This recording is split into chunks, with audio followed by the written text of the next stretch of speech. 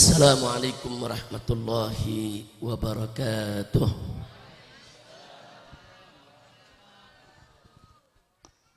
Bismillah walhamdulillah wala hawla wala quwwata illa billah.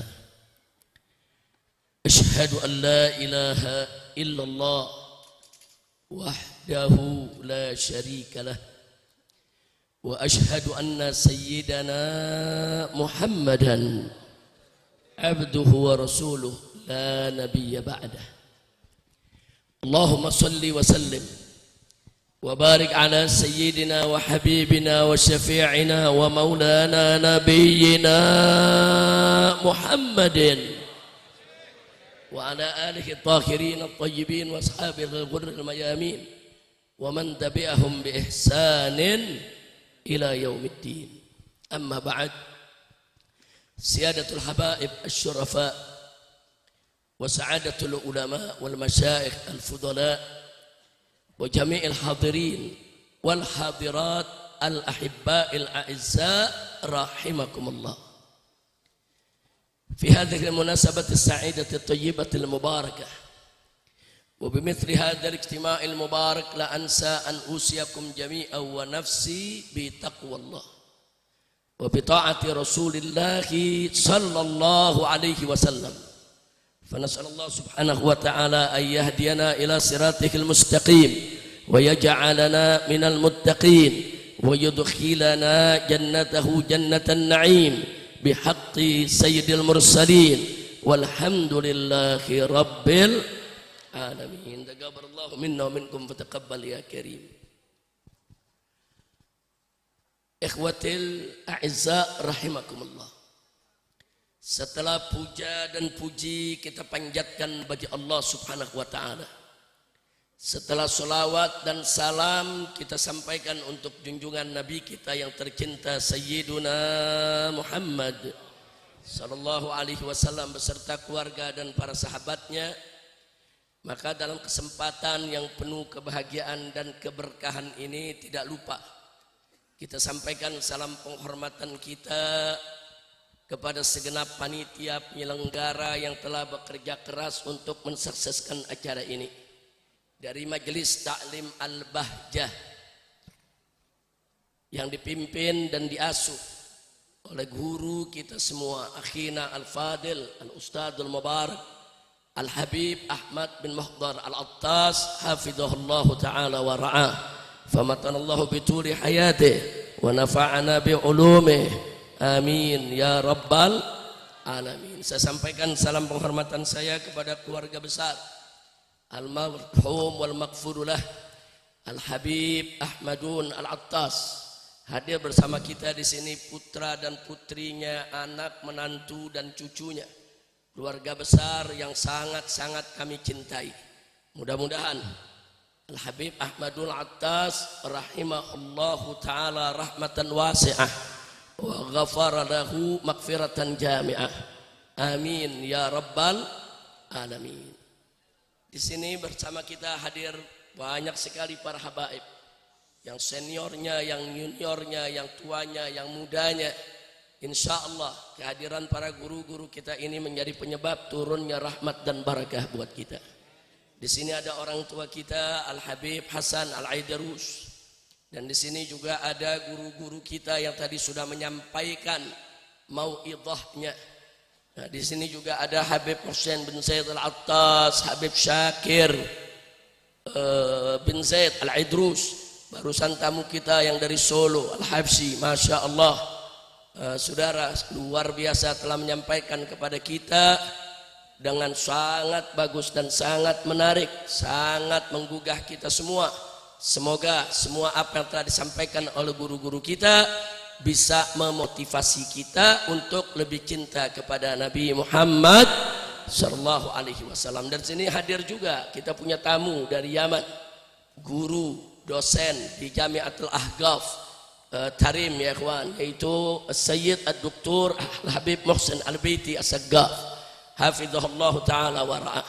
Mudah-mudahan insyaallah kumpulnya kita bersama para habaib, para kiai, para muallim yang tidak saya sebutkan satu persatu nama-nama beliau, tapi sama sekali tidak mengurangi rasa cinta mahabbah kita kepada guru-guru kita. Mudah-mudahan kita semua yang hadir sini tidaklah pulang dari tempat ini kecuali dosa kita diampuni oleh Allah, kesalahan kita semua dimaafkan, penyakit kita disembuhkan, kesulitan kita dimudahkan, kesempitan kita dilapangkan, rizki kita dimurahkan, nafkah kita diberikan oleh Allah yang thayyiban halalan. Amin ya rabbal alamin. Ahibail kiram, sebagaimana sama kita tahu bahwa kita kumpul pada malam hari ini di tempat ini untuk memperingati hari lahir seorang manusia besar yang punya sejarah besar, yang berjiwa besar karena dididik dan dibesarkan oleh Yang Maha Besar, yaitu peringatan maulid kelahiran daripada Nabi kita tercinta Sayyiduna Muhammad sallallahu alaihi wa alihi wa sahbihi wasallam. Ahibail kiram, Nabi yang kita peringati maulidnya pada malam hari ini adalah seorang nabi yang diutus oleh Allah Subhanahu wa taala sebagai rahmat untuk semesta alam. Rahmat semesta alam artinya rahmat untuk seluruh makhluk yang ada di alam semesta ini. Wallahu Subhanahu wa taala qala wa ma arsalnaka illa rahmatan lil alamin. Nabi yang kita peringati pada malam hari ini kelahirannya adalah seorang nabi yang tidak saja diutus untuk hanya bangsa Arab saja, bukan seorang nabi yang hanya diutus untuk Quraisy saja atau untuk keluarganya saja, tapi seorang nabi yang diutus oleh Allah untuk segenap umat manusia sebagai pembawa berita gembira sekaligus juga sebagai pemberi peringatan. Wallahu Subhanahu wa ta'ala qala wa ma arsalnaka illa kafatan linnas basyiran wa nadhira. Nabi yang kita peringati maulidnya pada malam hari ini adalah seorang nabi yang memiliki akhlak yang begitu agung, sebagaimana tadi sudah disampaikan, diuraikan oleh guru kita ya kawan. Nabi yang memiliki akhlak yang begitu mulia, dan kemuliaan akhlaknya dipersaksikan langsung oleh Allah Subhanahu wa taala. Wallahu Subhanahu wa taala qala fi akhlaqi nabiyhi Muhammadin sallallahu alaihi wasallam wa innaka la'ala khuluqin azim. Syahadatun ilahiyah, ini merupakan kesaksian ilahi yang merupakan kesaksian tertinggi. Bagaimana tidak? Allah yang maha mengetahui tentang apa yang dilakukan oleh kita punya Nabi, baik yang dilakukan depan umatnya maupun di belakang umatnya. Bahkan Allah yang maha mengetahui apa yang terlintas di benak Nabi, saudara. Allah yang maha tahu itulah yang memberi kesaksian bahwa kita punya Nabi memiliki akhlak yang sangat agung. Subhanallah walhamdulillah wa la ilaha illallah wallahu akbar. Nabi yang kita peringati maulidnya pada malam hari ini adalah Nabi yang dijadikan oleh Allah untuk kita semua sebagai uswatun hasanah, sebagai suri tauladan yang baik, sebagai qudwatun salihah. Wallahu Subhanahu wa ta'ala yaqul laqad kana lakum fi rasulillahi uswatun hasanah. Nabi yang kita peringati maulidnya pada malam hari ini adalah seorang nabi yang wajib untuk kita taati secara mutlak. Enggak boleh separuh-separuh, enggak boleh setengah-setengah. Allah nyatakan dalam Al-Quranul Karim, faqala ta'ala ya ayyuhalladzina amanu athi'ullah wa athi'ur rasul. Bahkan di ayat yang lain Allah ingatkan kita semua, wa ma atakumur rasulu fakhudhuhu wa ma nahamkum anhu fantahu. Jelas Nabi yang satu ini saudara, Nabi yang wajib kita taati secara mutlak. Artinya mutlak, wa ma atakumur rasulu fakhudhuhu, apa-apa yang Allah berikan, apa-apa yang Rasulullah berikan kepada kamu, ambil, laksanakan. Dan apa-apa yang dilarang oleh Nabi kita Muhammad sallallahu alaihi wasallam, fantahu, hentikan, stop. Jangan sekali-kali kita kerjakan apa yang dilarang. Nabi yang kita peringati maulidnya pada malam hari ini adalah Nabi yang wajib kita ikuti. Dan mengikuti Nabi yang satu ini saudara merupakan syarat bukti cinta kita kepada Allah, sekaligus menjadi syarat bagi mereka yang ingin dicintai Allah. Wallahu subhanahu wa ta'ala qul in kuntum tuhibbunallah fattabi'uni yuhibbukumullah wa yaghfir lakum dzunubakum. Subhanallah. Memang manusia yang satu ini yang kita peringati pada malam hari ini kelahirannya. Betul sebagaimana diceritakan tadi oleh guru kita, bukan sembarang manusia saudara. Basyarun lakal basyari. Ya, beliau manusia saudara, tapi tidak seperti manusia lainnya. Beliau begitu mulia, begitu agung, begitu suci saudara. Nah karena itu saudara, wajar kalau umat Islam di mana-mana negeri pada bulan Maulid ini, saudara, bukan hanya di Indonesia, di seluruh dunia mereka bergembira memperingati hari lahirnya Nabi kita Sayyiduna Muhammad sallallahu alaihi wasallam. Bahkan agung dan mulianya Nabi, Pak, agung dan mulianya Nabi, Bu, bukan hanya terbatas kepada saudara khalqan wa khuluqan, bukan hanya terbatas kepada sifat fisik maupun sifat akhlaknya Nabi saudara. Bahkan kenapa Nabi diutus di tengah bangsa Arab berasal usul dari Quraisy, itu juga merupakan rahasia agung yang datang dari Nabi Muhammad sallallahu alaihi wasallam. Nah di sini saya ingin ajak diri saya dan ibu-ibu serta bapak-bapak semua untuk berhati-hati. Dulu saudara, kaum orientalis di Eropa sampai yang datang ke Indonesia, Senok Hugroin saudara, itu menebarkan pemahaman yang sangat berbahaya.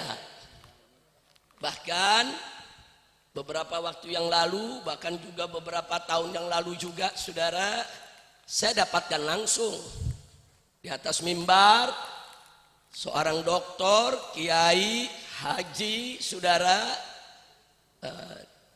dengan secara serampangan ikut menyebarluaskan fikrah istisyraqiyah.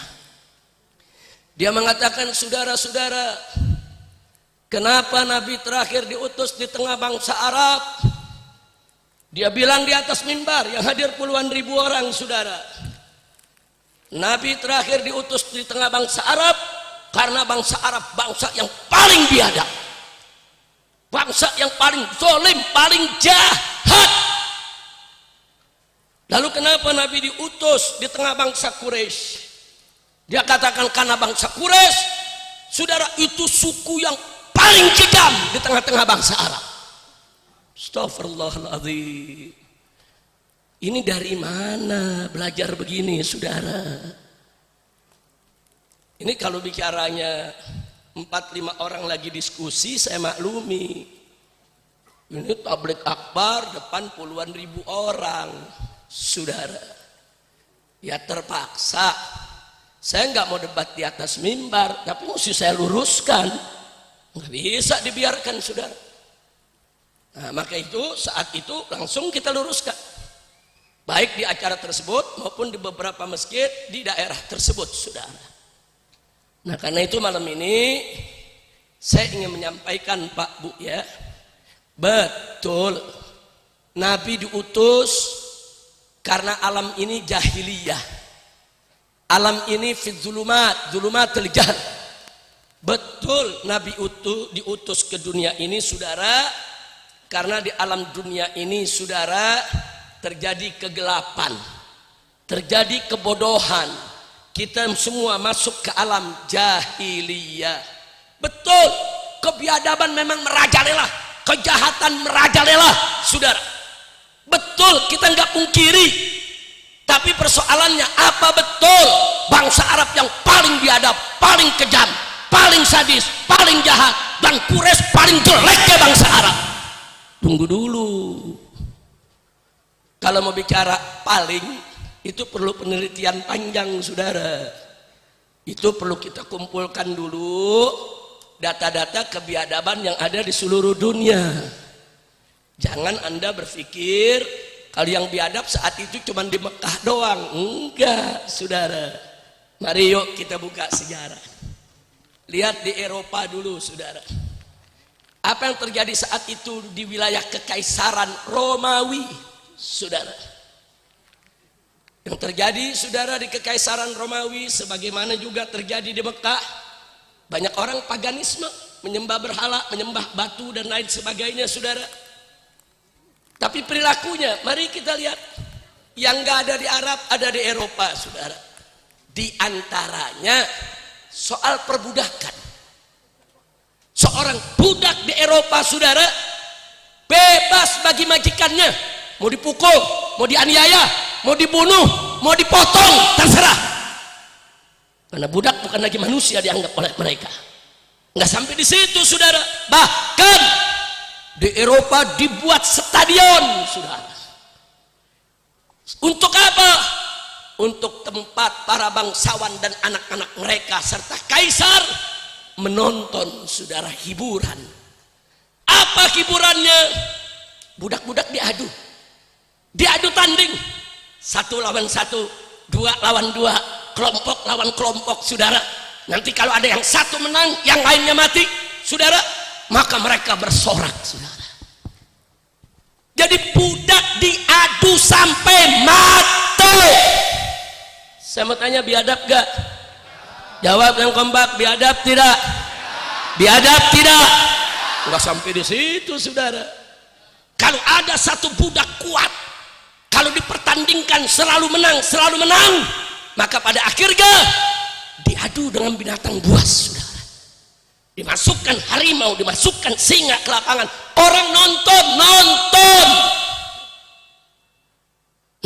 semua saudara. Saya mau tanya, biadab tidak? Biadab tidak? Enggak sampai di situ saudara. Bahkan menjadi kebiasaan para anak-anak bangsawan di Eropa di zaman itu saudara. Di hari-hari tertentu kumpul anak bangsawan, dikumpulkan para budak, mereka dilepas di seluruh hari di tanah lapang saudara. Kemudian para anak-anak bangsawan ini dengan menunggang kuda, dengan memegang busur panah dan anak panah saudara, mereka berlomba saudara. Dikejar itu para budak, dipanai satu-satu, mana yang membunuh terbanyak dia yang menang. Saya tanya, biadab tidak? Biadab tidak? Bangsa Eropa ngakui kok itu. Sampai hari ini kalau mereka bikin film tentang gladiator, mereka tunjukkan memang begitu. Tradisi mereka, perilaku mereka. Di Arab nggak ada itu saudara. Di Arab ada budak, ada, bukan nggak ada budak, tapi perilaku yang kelewat batas seperti itu tidak ada. Nah sekarang kita lihat lagi di Persia. Di Persia ada kelompok-kelompok Zoroaster, ada aliran Mazdakiyah saudara, yang ajarannya sudah berurat berakar di tengah masyarakat. Di antaranya apa? Satu, mereka punya prinsip perempuan milik bersama. Jadi kalau orang punya istri, kalau tetangganya mau pakai nggak apa-apa, karena perempuan milik bersama sudah. Saya tanya, biadab tidak? Biadab tidak? Biadabnya bangsa Arab istri dijaga sudah. Nggak ada begitu. Jadi kalau sekarang nih umat Nabi saudara, kita diajarkan yang milik bersama itu saudara, air di sungai, di laut itu milik bersama saudara.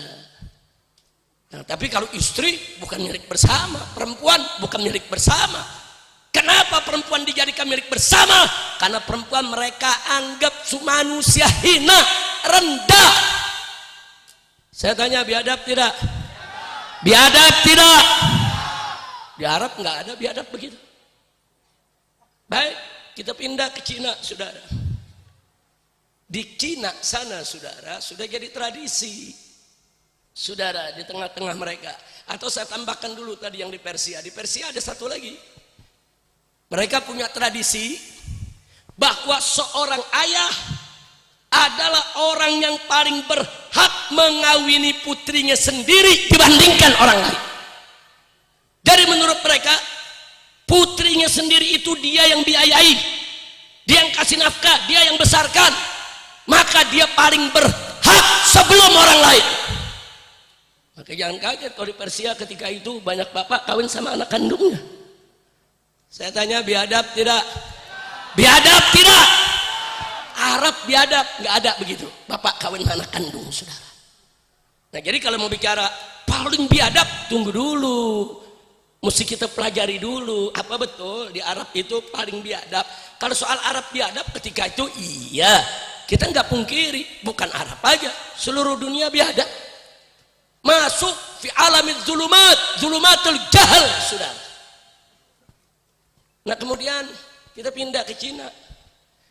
Di Cina itu kalau ada kaisar, raja-raja di daerah-daerah kegubernuran, saudara, mereka punya pelayan laki-laki yang melayani raja, melayani istri dan putrinya, wajib dikebiri.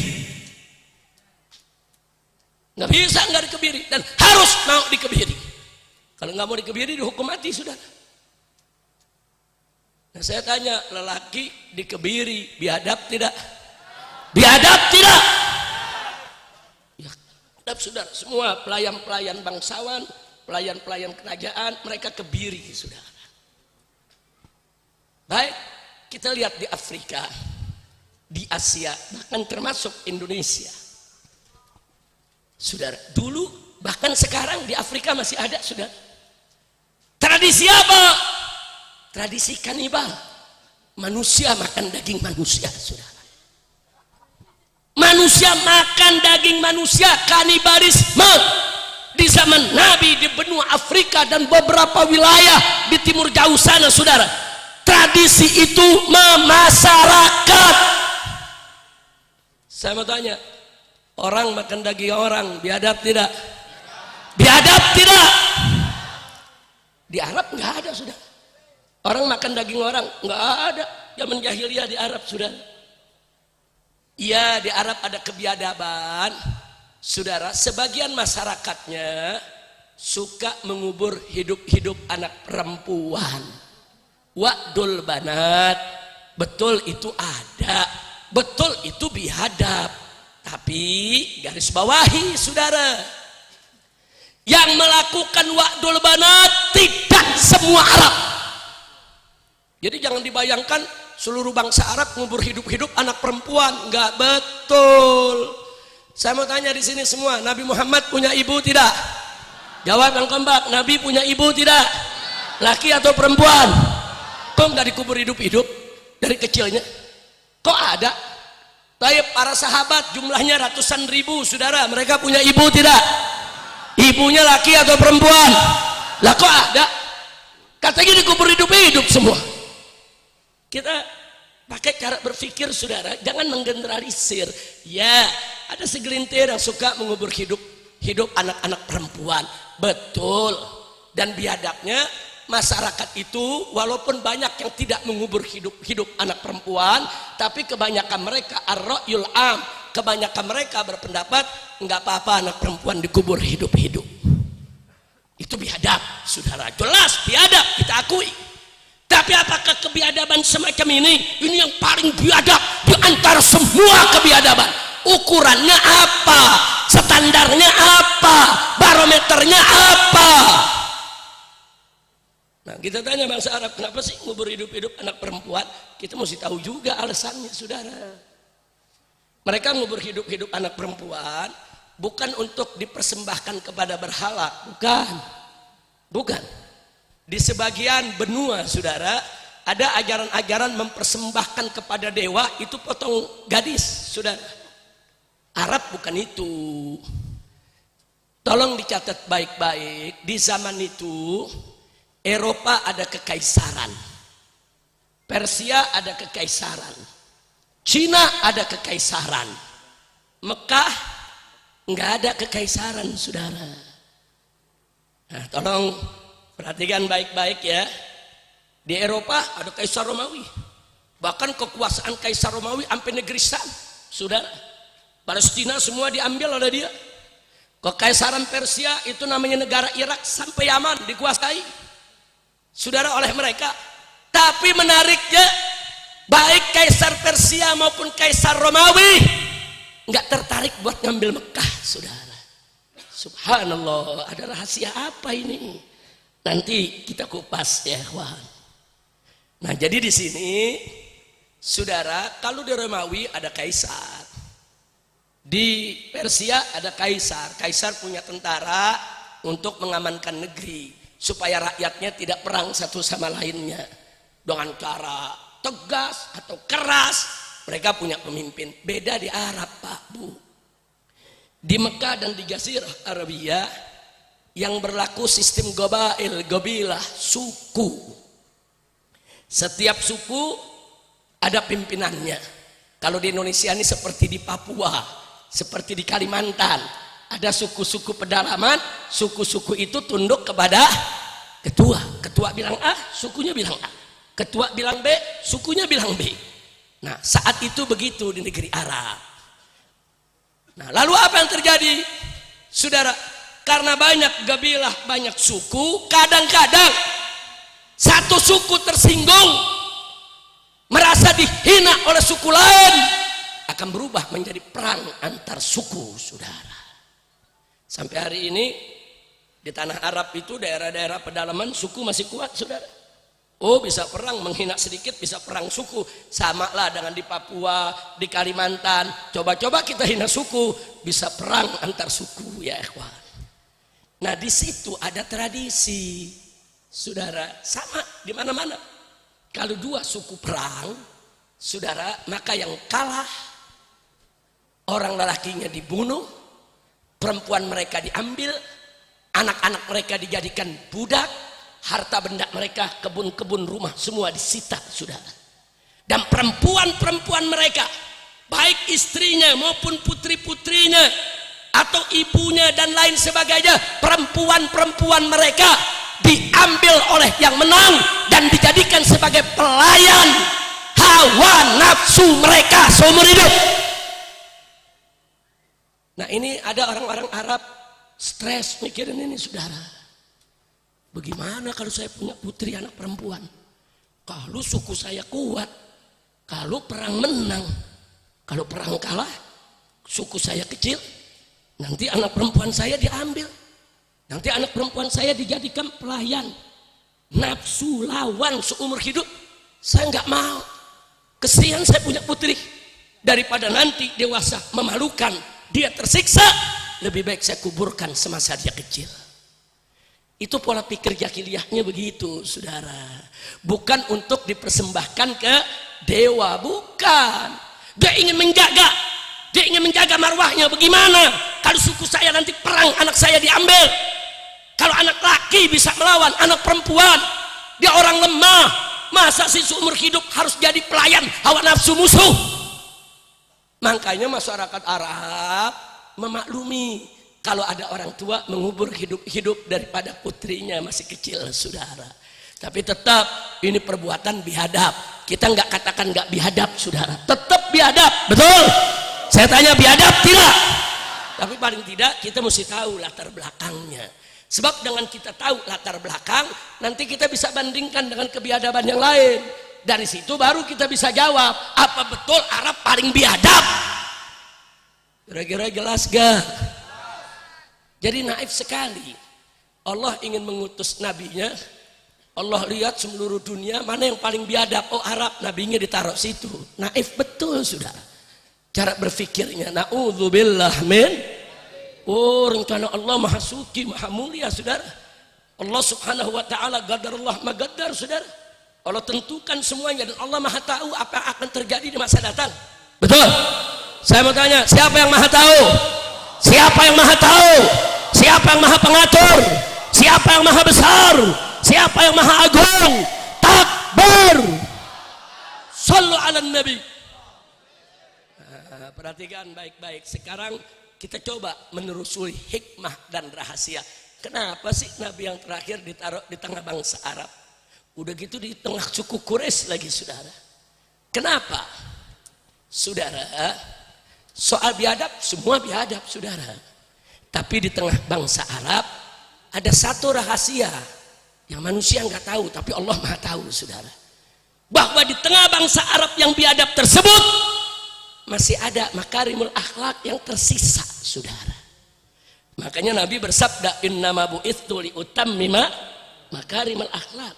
Nabi nggak mengatakan innama bu'itsu liutammimal akhlak, tapi Nabi mengatakan innama bu'itsu liutammima makarimal akhlak.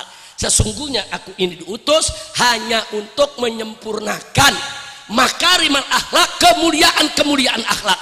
Artinya hadis ini mengisyaratkan kepada kita di tengah bangsa Arab yang biadab, khususnya di sekitar Nabi, masih ada makarimul akhlak.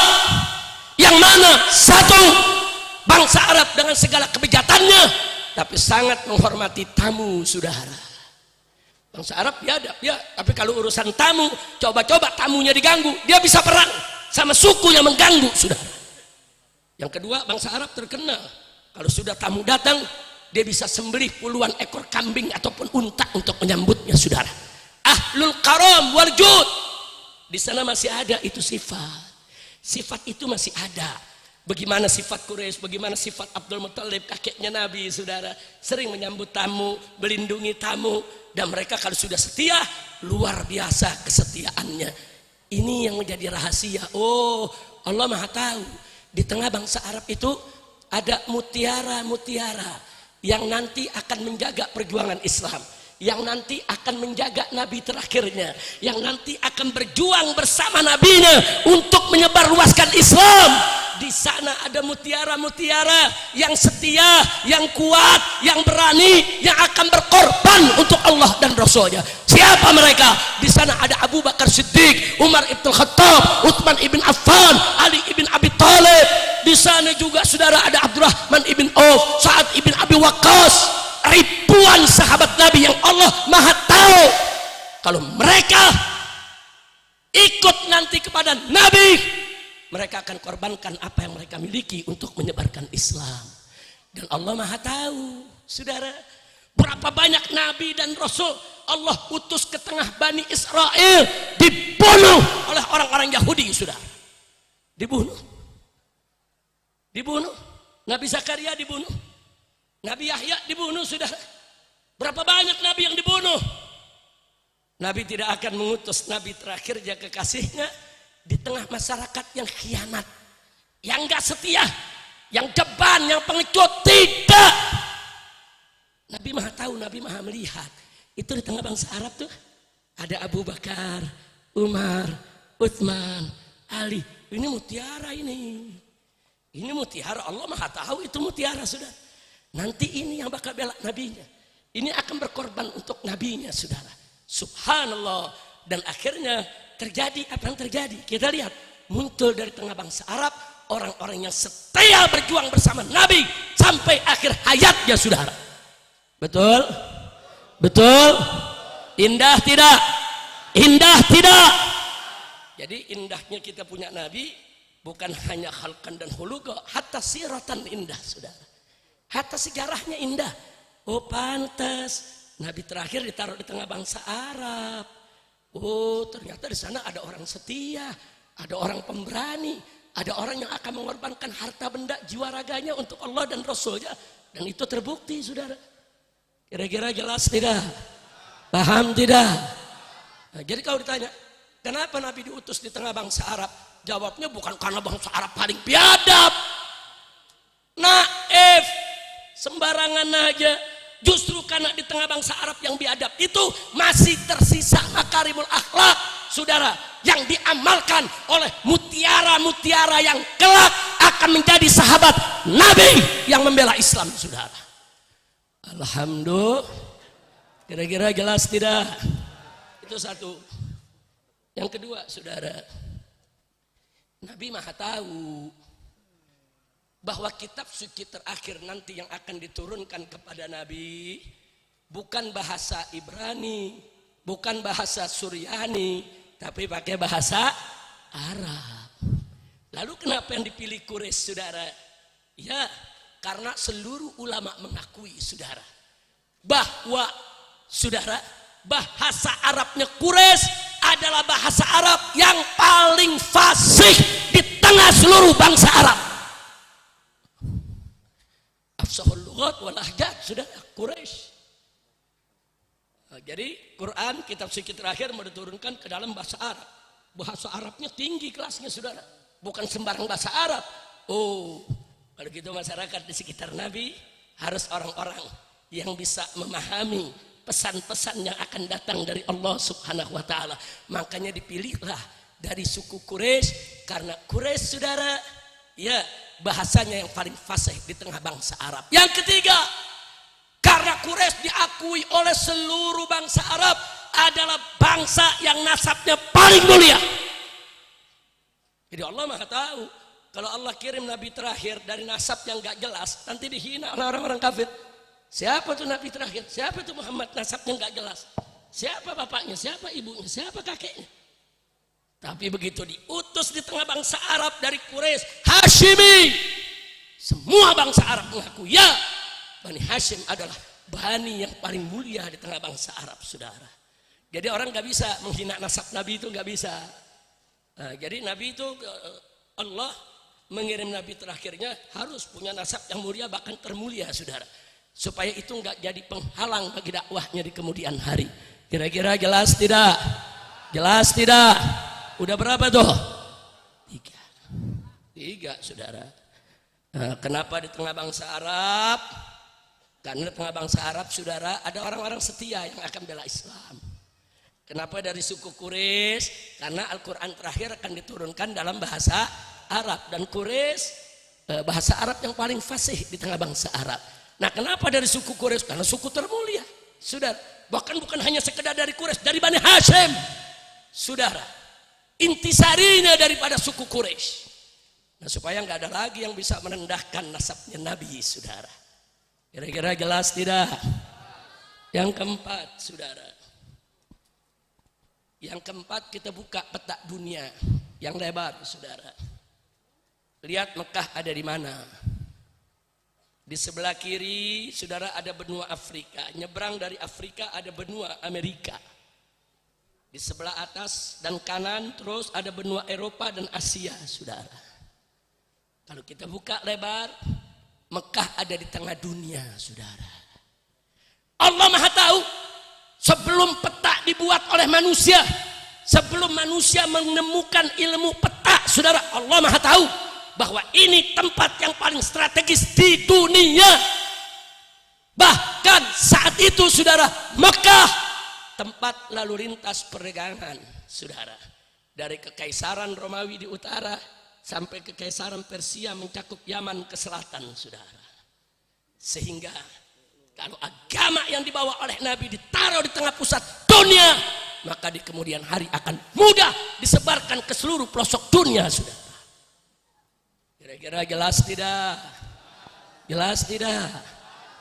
Jadi jangan ngomong karena bahasa Arab paling biadab, lalu bomenyan. Belajar yang benar. Kira-kira jelas gak? Udah berapa tuh? Udah 5, 4. Lanjut. Kapan? Kapan? Tahun depan. Ya diundang lagi sama Habib Ahmad. Mau lanjut? Baik. Yang kelima, saudara. Tadi sudah saya singgung. Mekah di tengah-tengah antara kekaisaran Romawi dengan Persia. Yang namanya kekaisaran itu ada pemerintahan. Ada pertarungan politik.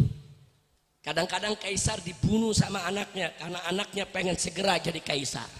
Jangan lupa tuh saudara. Terjadi pertarungan politik. Kadang-kadang kaisar dan anaknya dibunuh sama sepupu-sepupunya supaya sepupunya yang naik jadi raja atau kaisar.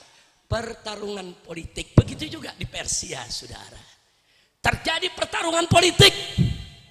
Sedangkan di kota Makkah nggak ngerti yang namanya politik apa, saudara.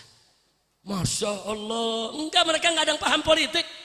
Pokoknya tokoh yang paling tua, berwibawa, punya karisma, ya jadi kepala suku.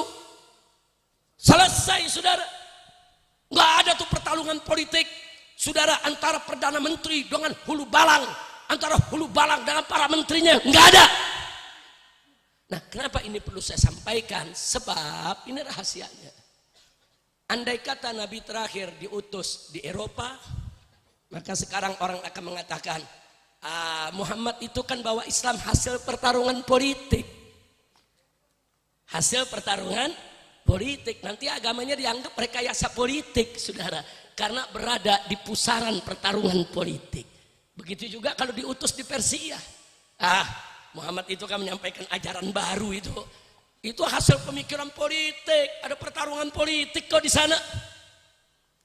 Dan ini nggak terjadi, saudara. Artinya apa? Saat ini tidak ada satupun orientalis, saudara, yang bisa menyerang Nabi bahwa Islam hasil pertarungan politik. Tidak ada. Alhamdulillah. Kira-kira jelas gak? Yang keenam saya tambahkan lagi. Di Persia bukan hanya pertarungan politik, ada pertarungan filsafat. Plato, Aristoteles, saudara. Begitu juga di Persia. Pertarungan filsafat pemikiran.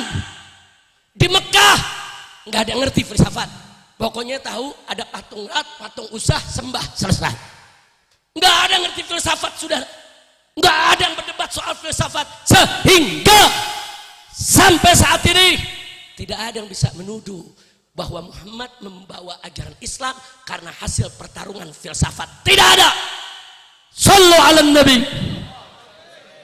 Kira-kira jelas tidak? Paham tidak? Ternyata kalau kita beberkan satu persatu, mencari hikmah, saudara, banyak kok jawabannya. Kenapa jawabannya kok yang diambil? Karena Arab paling biadab. Lu benci Arab loh. Dia ngomong begitu tuh bugut sama Arab tuh, saudara. Benci sama Arab. Dia pengen umat nih, saudara, melihat Arab tuh jelek, bengis, kejam, jahat, kurang ajar. Nah, makanya malam ini saya sengaja paparkan begini, saudara. Kalau Anda mau ingin lebih rinci lagi, kupasannya bagus sekali, saudara. Silakan baca kitab Fiqhus Sirah yang dikarang oleh Asy-Syahid, saudara, Asy-Syaikh Muhammad Ramadan Al-Buti radhiyallahu taala anhu wa an walidayhi. Baca, saudara. Dia jelaskan satu persatu, saudara. Kenapa sih Nabi itu diutus di tengah bangsa Arab? Apa sih rahasianya? Nah, kira-kira sampai sini jelas tidak? Jelas tidak? Jadi nggak ada urusan, saudara, dengan Arab paling biadab. Kalau Arab biadab, ya kan yang lain biadab juga. Betul? Betul? Jadi kalau ada yang ngomong kenapa Nabi diutus, saudara, dulu oleh Allah ke dunia ini karena seluruh dunia dalam kebiadaban. Betul? Tapi kalau dia katakan karena Arab paling biadab, tunggu dulu. Tunggu dulu bilang Arab paling biadab, saudara. Enaknya paling biadab. Apa dia nggak lihat? Bagaimana akhlaknya Sayyidina Abu Bakar Siddiq? Bagaimana akhlaknya Sayyidina Umar ibn Khattab? Bagaimana akhlaknya Sayyidina Utsman ibn Affan? Bagaimana akhlaknya Sayyidina Ali ibn Abi Thalib dan sahabat yang lain? Radhiyallahu anhum. Nah, jadi jangan seenaknya, saudara, membuat narasi-narasi yang mengobarkan rasa benci kepada Arab. Sekarang ini nih, saudara, kampanye anti Arab ada tidak? Ada tidak? Hati-hati. Menyerang Habaib Ba'alwi, tujuannya menyerang Arab. Hati-hati. Mau menyerang Arab, tujuannya nyerang Islam. Bukan Ba'alwi sama Arab cuma batu loncatan, saudara. Kalau Ba'alwi habis, Arab habis, dibenci di bumi ini, maka besok mereka akan habisi Islam. Bahaya tidak? Bahaya tidak? Nah kalau gitu nih yang begini-begini gerakannya biarkan atau lawan? Jawab yang jujur, biarkan atau lawan? Makanya umat hati-hati, Bu. Ibu-ibu kayaknya tidur. Bu, coba angkat tangannya ibu-ibu. Bu. Alhamdulillah bangun semua. Alhamdulillah, Bu. Zaman sekarang hati-hati, Bu ya. Yang nggak ngerti agama ngomong agama, ada gak? Yang nggak ngerti syariat ngomong syariat, ada gak? Yang nggak ngerti tafsir bicara tafsir, ada gak? Yang nggak ngerti hadis bicara hadis, ada gak? Udah kacau nih sekarang. Ada artis dangdut jadi ahli nasab. Udah kacau. Ayo saya mau tanya, kacau nggak? Lu jawabnya takut amat lu. Kacau tidak? Jadi mufti lagi. Di Lombok dia bicara, dia keluarkan fatwa bahwa nasab Ba'alwi dibatalkan.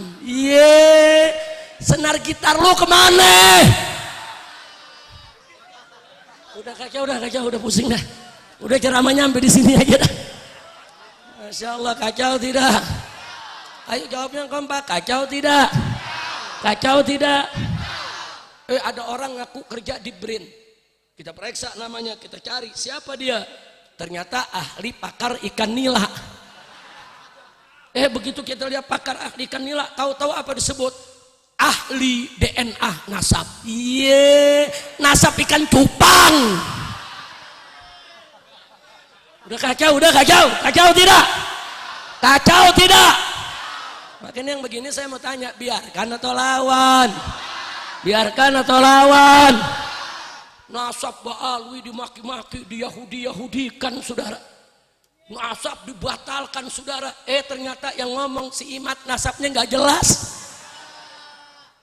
Katanya Imad bin Utsman, kita periksa, ternyata di postingan lain dia bilang nama ayahnya Sarmana. Begitu kita periksa lagi dia ngakunya Imad bin Sarman. Belakangan kita dapat dokumen dari sekolah SMP-nya di Banten saudara. Ternyata nama bapaknya Haji Samun.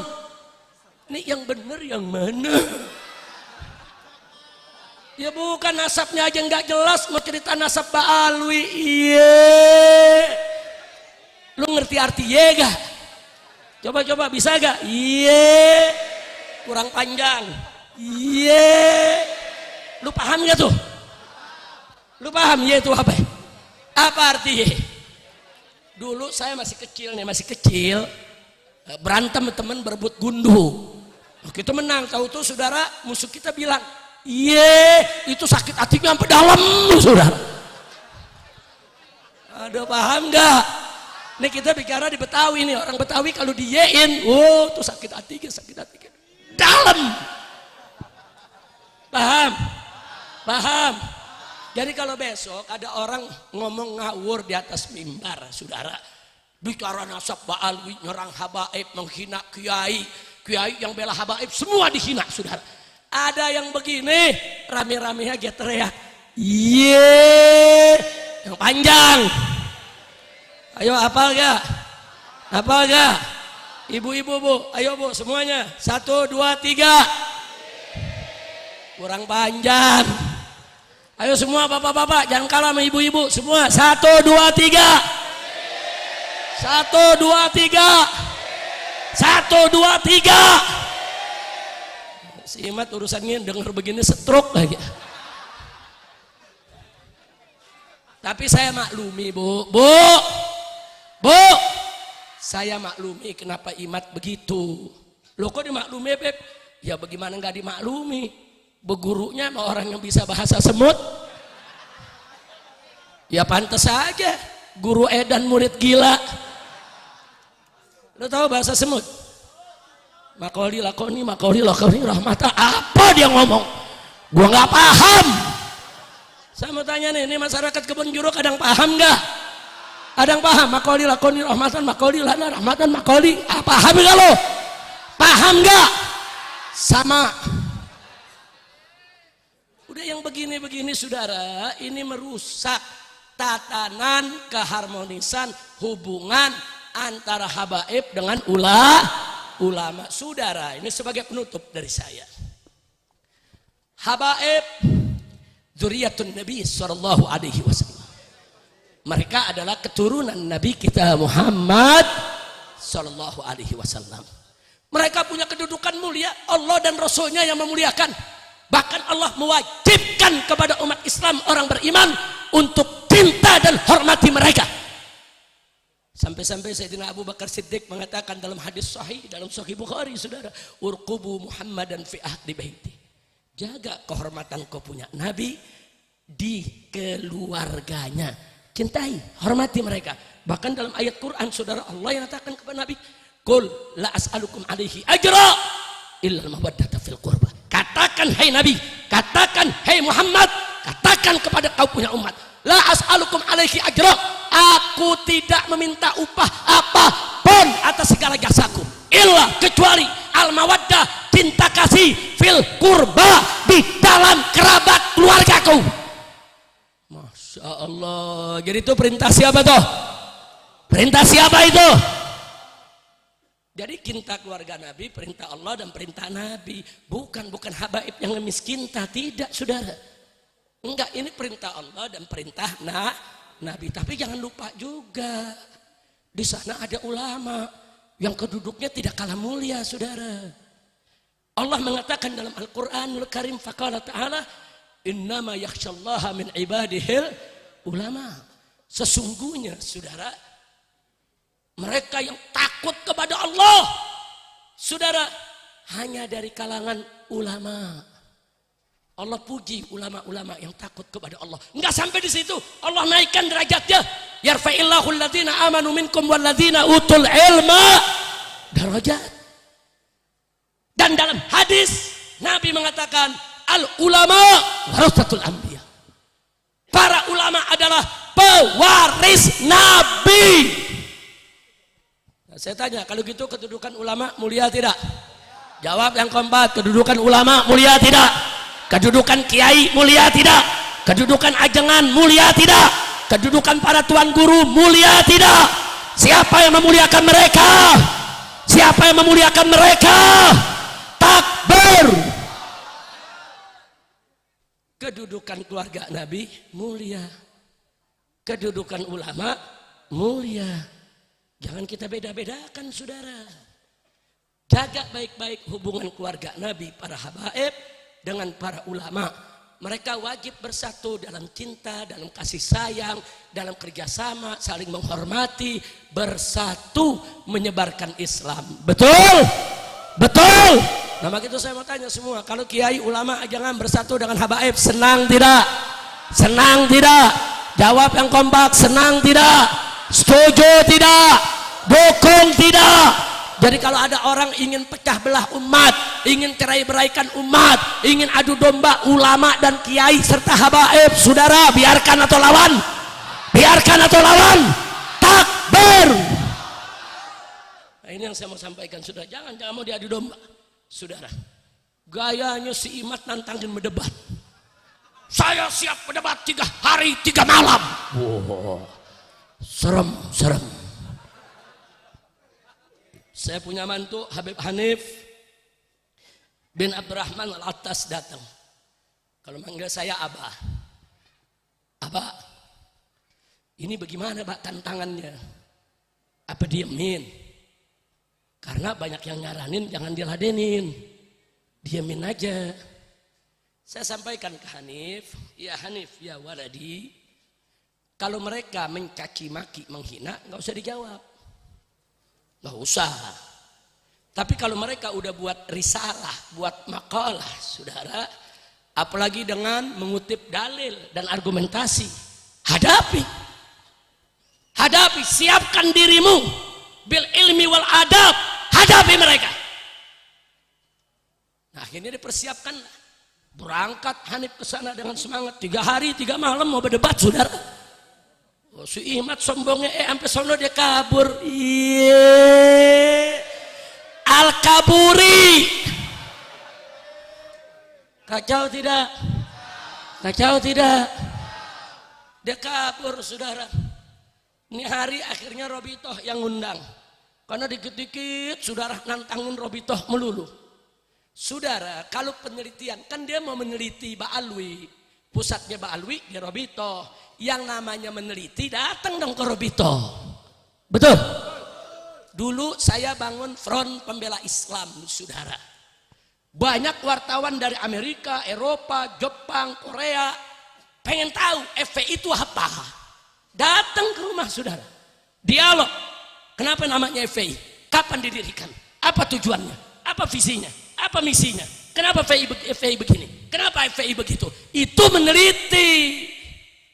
Ini datang ke Robito nggak pernah diundang, nggak mau datang, katanya peneliti. Iye, unyil. Kacau tidak? Kacau tidak? Belakangan anak buahnya dari Kresek, saudara, nantangin Ba'alwi berkelahi. Ayo Ba'alwi berantem, yang ditantangin Habib Bahar, ya jadi. Yang ditantangin tukang berkelahi, saudara. Jadi udah. Habib Bahar jadi, ya gua datang sekarang, awas lu lari. Datang langsung ke Kresek tengah malam, saudara. Datang sendiri, sampai di sono kabur. Cakep lo ye-nya. Udah lulus lo pada lo. Alhamdulillah. Ya jadi jangan salahin saya dong kalau saya bilang Al-Kaburi. Betul? Hari ini diundang Merobito nggak datang lagi. Iya. Ini namanya Al-Kaburi ri. Udah kira-kira jelas gak? Jelas gak? Belakangan saudara, dia caci maki, kita nggak ladenin. Nantang berdebat, ayo kita berdebat. Nantang berkelahi, Habib Bahar udah ngewakilin saudara. Belakangan ngancem, ayo laskar kita di seluruh Indonesia sweeping Ba'alwi, sweeping semua habaib, usir dari Indonesia. Wow. Gemeter kaki takut pak. Pak, Bu, gemeter bu. Ya diancam sweeping nggak main-main loh. Lu bayangin habaib di sweeping, diseret, dibunuhin atau. Nah kalau udah begitu modelnya, tadinya saya diam, saya suruh Habib Hanif aja yang ngomong saudara. Ngomong nantang sweeping, nah bapaknya yang turun. Nah kita dari dulu biasa sweeping saudara. Sweeping narkoba, sweeping minuman keras, sweeping ganja, sweeping germo. Sekarang kita mau di sweeping, kadal kebun. Terus jamaah nanya, Habib bagaimana nih untuk mengatasinya? Tenang aja. Mereka kan pasukan berani mati. Ngakunya apa? Kita sudah siapkan pasukan berani mati untuk usir habaib, sweeping Ba'alwi. Wow. Pasukan berani mati, Beb. Masya Allah, kacau tidak? Sekarang saya jawab, biarkan atau lawan? Diamkan atau jawab? Betul. Saya mau tanya sama semua yang ada di sini. Kalau ada pasukan berani mati, terus nggak ada yang matiin, kesian nggak? Jawab dong, kesian nggak? Kesian nggak? Nah makanya saya bentuk pasukan baru, namanya pasukan berani matiin. Setuju gak? Setuju gak? Lu tinggal daftar besok sama Habib Ahmad. Masya Allah pakai ngancem. Nggak usah ngancem-ngancem begitu. Kalau kau punya hujah, punya argumentasi, datang. Ayo kita hiwar bil ilmi wal adab. Jangan kalau begitu mereka udah nggak punya adab, saudara. Mereka Yahudi kan para habaib. Mereka bilang ini habaib ini Yahudi. Apalagi ada satu Gus itu dari Cirebon, saudara. Dia ceramah seenaknya. Dia samakan datangnya para habaib ke Indonesia dengan datangnya orang-orang Israel ke Palestina, saudara. Kurang ajar. Mereka bilang dulu Israel numpang di Palestina, sekarang menguasai Palestina, menjajah Palestina. Awas hati-hati, habaib datang dari Yaman, datang ke Indonesia, menguasai Indonesia, menjajah Indonesia. Kurang ajar. Yang bicara seorang Gus dari Cirebon, saudara. Kurang ajar, saudara. Israel datang ke Palestina, enggak nyebarin Islam, betul? Betul. Habaib datang ke Indonesia nyebarin Islam. Betul. Kawin sama orang Indonesia. Betul. Habaib ini udah campur aduk di Indonesia, saudara. Saya punya nenek orang Betawi asli. Ibu dari ayah saya langsung, saudara. Asli orang Betawi. Habaib datang ke Indonesia, nggak ada yang bawa bini. Betul. Betul. Sampai di sini kawinnya sama siapa? Sama orang Indonesia, saudara. Yang ke Jakarta kawin sama orang Jakarta, yang ke Irian kawin sama orang Irian. Makanya Habaib di Irian kayak orang Irian katanya, saudara. Jadi kepala suku, di Irian, tipenya, penampilannya persis orang Irian. Kenapa? Ya, karena Habaib cair, membaur, berdakwah dengan akhlak mereka di Indonesia. Betul. Takbir. Jadi kalau ada yang nyamain Habaib sama Yahudi, kurang ajar tidak? Kurang ajar tidak? Nah ini yang saya mau sampaikan, hati-hati, Bo. Jangan mau kita diadu domba. Setuju? Setuju? Setuju? Nah makanya saya minta masyarakat di Jakarta khususnya. Bahkan saya keliling kemarin kemana-mana. Di Jawa Barat, di Lombok, di Madura, saudara. Orang-orang yang adu domba umat, menghina Ba'alwi, menghina Habaib, menghina Kiai, menghina ulama, jangan dikasih panggung, jangan diundang, kalau perlu usir dari kampung kita. Setuju? Takbir. Saya tanggung jawab dunia akhirat, saudara. Kalau nanti ada yang diusir, polisi nanya siapa yang suruh? Habib Rizik yang suruh. Mau apa? Kalau bilang Habib nggak ngelawan polisi, kita sudah buat laporan ke Mabes Polri, saudara. Kita kirim pengacara yang top pengacaranya. Kita kirim seorang Ba'alwi bikin laporan ancaman terhadap keselamatan Ba'alwi. Saudara, nggak dilayanin sama polisi. Tidak dilayani. Nah kalau polisi nggak mau layanin, nggak apa-apa. Nanti kita yang layani sendiri. Betul? Betul? Setuju? Ayo yang setuju angkat tangannya semua. Takbir. Takbir. Siap ganyang begal nasab. Siap ganyang begal nasab. Siap usir begal nasab. Takbir. Sallu ala Nabi. Enak aja kalau giliran kita yang ngancam, saudara. Langsung proses hukum. Gercep banget, gerak cepat kalau nangkap Habib. Tapi kalau nangkap begal nasab, ya saudara jalannya kayak siput. Nah, udah sekarang sekali lagi kita sampaikan ke Mabes Polri, segera proses mereka. Kalau Anda tidak proses mereka, jika sampai terjadi Habaib diganggu, Ba'alwi diganggu dimanapun di seluruh Indonesia, saya akan ajak umat rame-rame habisi begal nasab, jangan merusak Indonesia. Betul? Takbir. Sallu ala Nabi. Nah, begitu saya mau tanya sekali lagi, siap bersatu tidak? Siap bersatu tidak? Dulu kita sebelum saya hijrah ke Mekah, kita pernah rame-rame turun di 411. Betul? Kita pernah turun rame-rame di 212. Betul? Hasilnya begitu kita bersatu, Allah kasih kita menang. Si Ahok lengser dan longsor, saudara. Betul? Betul? Siap bersatu lagi? Siap bersatu lagi? Kalau pemerintah tidak bisa urusi soal begal nasab, stop begal nasab. Kalau pemerintah tidak bisa selesaikan itu, kami yang akan turun, kami yang akan selesaikan itu semua. Setuju tidak? Setuju tidak? Takbir. Baik, mana Habib Muhammad bin Hadi? Sini. Ayo sama-sama saudara, kita mengenang aksi persatuan kita dulu semua. Setuju? Mana tim hadrah? Ada tim hadrah? Ayo semua bantu sama suaranya, vokalisnya. Pastikan mic-nya nyala semua. Silakan Habib Hadi. Nah, biar suaranya. Ayo semuanya, saudara. Al-Quran imam kami, Al-Quran pedoman kami, Al-Quran petunjuk kami, Al-Quran satukan kami. Nyalakan lampu HP-nya semua. Imam kami. Nyalakan lampu HP-nya semua. Al-Quran pedoman kami, Al-Quran petunjuk kami, Al-Quran satukan kami.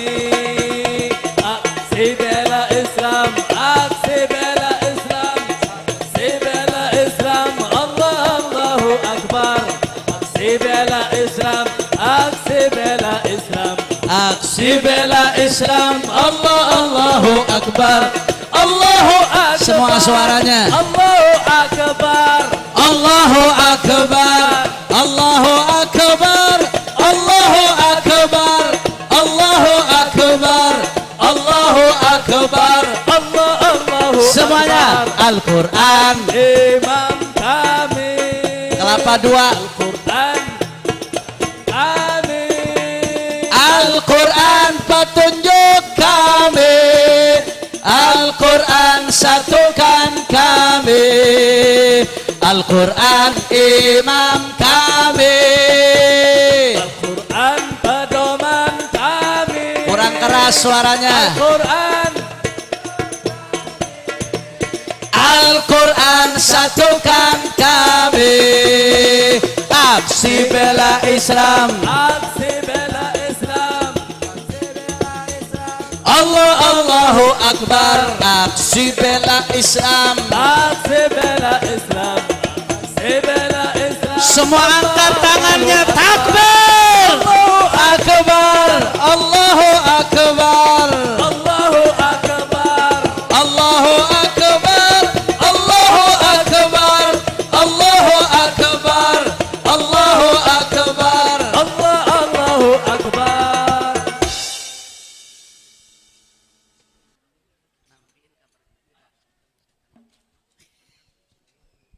Kita lanjutkan, kita baca salawat asygil. Mudah-mudahan orang zalim ribut sama orang zalim. Kita diselamatin sama Allah. Indonesia diselamatin sama Allah. Amin ya rabbal. Ayo semua suaranya. Allahumma salli Allah alaihi wa ashghili zalimin bizalimin. Allahumma salli ala sayyidina Muhammad wa ashghili zalimin bizalimin wa akhrijna min bainihim salimin wa ala alihi wa sahbihi ajma'in. Semuanya Allahumma sallallahu alaihi wa ashghili zalimin bizalimin. Allahumma salli ala Muhammad wa ashghili zalimin bizalimin. Angkat tangannya semua, minta sama Allah. Salimin wa ala wa sahbihi ajma'in. Sallallahu rabbuna ala nur ya habibi ya Rasulullah Ahmad al-Mustafa Sayyidil Mursalin. Sallallahu rabbuna ala nurin mubin Ahmad al-Mustafa Sayyidil Mursalin wa ala alihi wa sahbihi ajma'in wa ala alihi wa sahbihi ajma'in. Sekali lagi Allahumma sayyidina Muhammad wa ashghili zalimin bizalimin. Allahumma salli ala sayyidina Muhammad wa ashghili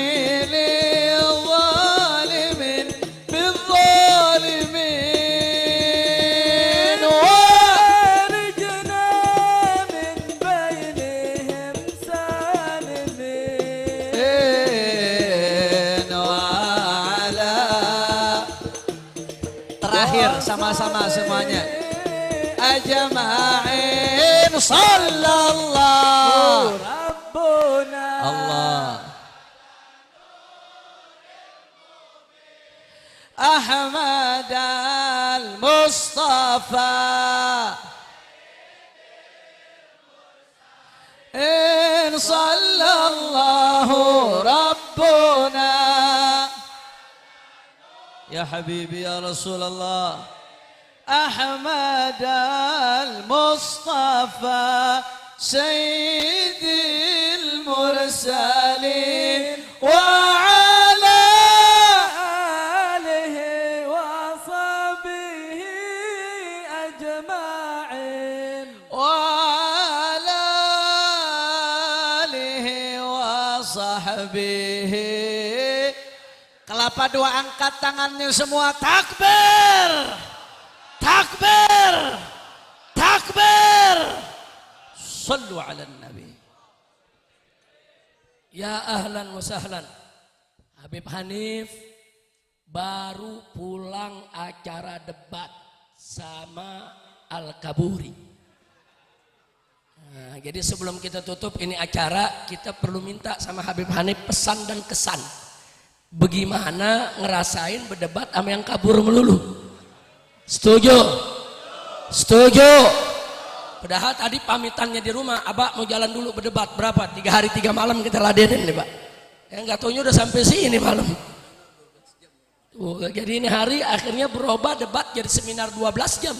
Tapi saya sebagian menyaksikan luar biasa. Hari ini semua yang tampil begitu bagus, data-data yang disampaikan, fakta-fakta juga begitu istimewa. Alhamdulillah. Nah baik, sebelum saya akhiri, barusan kita sudah baca salawat asghilidz zalimin bidzalimin. Apa semua kan? Banyak-banyak itu baca, jangan berhenti. Di majlis-majlis taklim, di madrasah, di mana tempat saudara baca terus. Ini sekarang Allah lagi gobulin nih, setan lagi pada berkelahi. Alhamdulillah. Alhamdulillah. Kalau domba nggak boleh diadu, haram. Adu domba haram. Jawab yang keempat, adu domba, adu manusia, apalagi adu setan, wajib. Ini sekarang setan sama setan lagi berantem, lu nggak usah ikut campur. Setuju?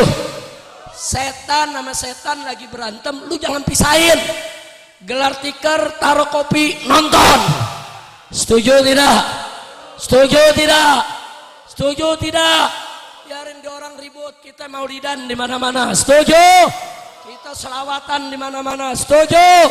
Setan sama setan lagi berantem, pisahin jangan. Pisahin jangan. Alhamdulillah. Nah, mudah-mudahan pemerintahan yang akan datang ini insya Allah cinta ulama, cinta habaib. Nah kita mohon kepada Allah kita diberikan pemimpin yang baik supaya negara menjadi negara yang thayyibah. Amin ya rabbal alamin. Maka itu selawat asghilidz zalimin bidzalimin, baca yang banyak. Insya Allah kemenangan sebentar lagi kita peroleh semua. Amin.